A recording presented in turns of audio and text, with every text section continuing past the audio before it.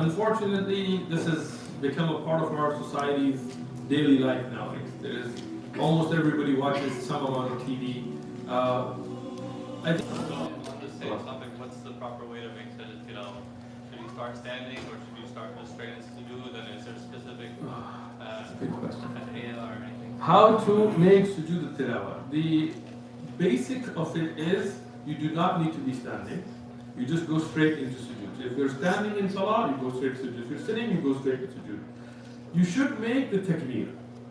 Say Allahu Akbar before going in. So whether you make it one or one takbir will be enough, right? Because If you're outside of salah? even if you're outside of salah, because outside of salah that would be your takbir al-ihram. To make a second takbir will be mustahab, but not necessary, right? Then you make your sajda. According to some of the madhahib, like Hanabila, you make taslim afterwards. Because they said, Rasulullah said about salah, that it begins with takbir and ends with taslim, and they consider this to be a form of salah, even if it doesn't have ruku and other things, like janazah and so on. Ikhtilaf ulama on that issue, but it's like a regular sajda. And you recite the azkar that you would make it sajda. One of the related question about the living in the non-Muslim land. So, what would be the ruling if someone came here? When he came, it was not his intention to make the da'wah. He came here for better living. Can he change the intention? Change the intention. If somebody comes to this land, let's say you came as a kid, your parents brought you, you didn't have a choice, right? You make your niyyah. Then you came here to make money. Then you realize, you make tawbah, you turn to Allah, you change your niyyah. But if your niyyah is for da'wah, that means really that should be your top priority. I mean, like if you have a work meeting and a da'wah event, you go to the da'wah event. You know what I mean saying? I'm not saying you have to be the speaker, but you can be involved in the da'wah. You can be spreading the da'wah. You can be organizing. You can be doing all kinds of things. But that has to be your main reason, which, I don't know, a lot of us don't make the cut, you know. But we should change our niyyah and make the cut, inshallah. There you go. I think there was somebody in the back you were saying? Oh, maybe that brother. Yeah, brother, go ahead. Sorry. Yes, you probably have heard this explanation, but this is in reference to television. People give the explanation that they watch television merely for entertainment. So what's your take on that? Meaning, is it permissible to watch TV for entertainment? No, I'm saying that there's many ills to watching TV, Yeah. and maybe some positive. But the excuse people give is they're watching for entertainment. Good question. Watching TV for entertainment with all the ills and haram that comes with it.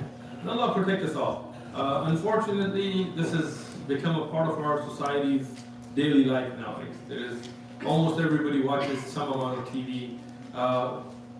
I think the best thing is first to look at the greater harms and lesser harms, right? Meaning there are TV shows and there are movies that obviously have inappropriate scenes and things like that. So those things obviously everybody should totally abstain from, right?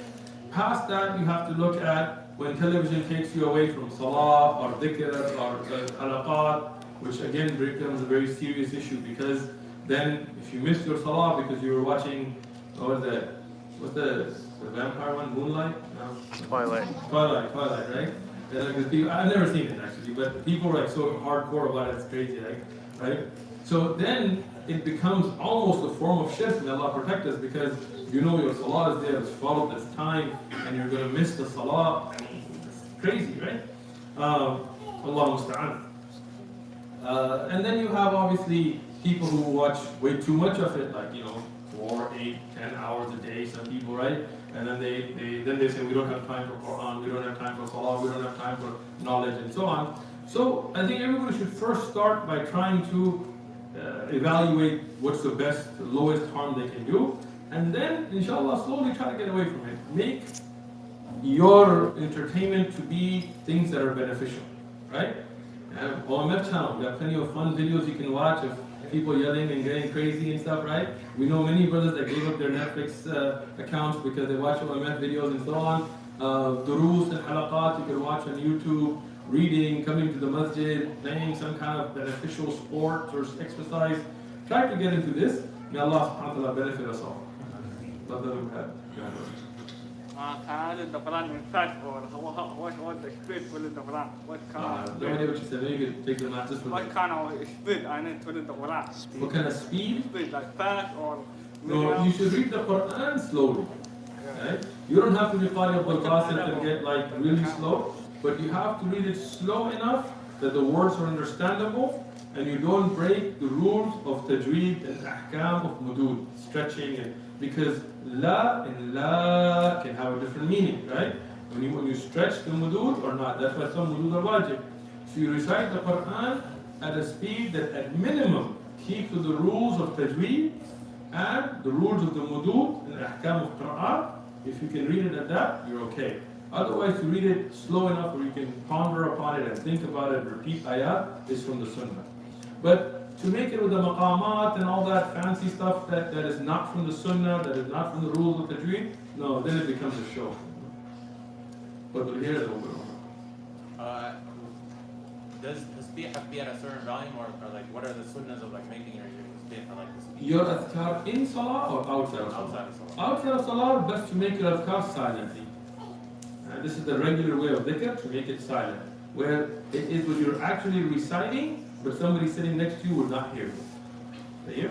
There is 5 levels of recitation found, meaning like in salah and stuff. We have that in the Zad al-Mustaqni and Durus, you can watch those inshallah. But regularly making your adhkar, you should do it quietly, where you are not thinking it, you are reading it, but somebody sitting next to you should not hear you. But then that's just a general rule, right? Some adhkar are done out loud, like Ameen in Salah, because there's hadith on it, right? Some adhkar, like the khatib in Jum'ah, he will make out loud, but those are special cases.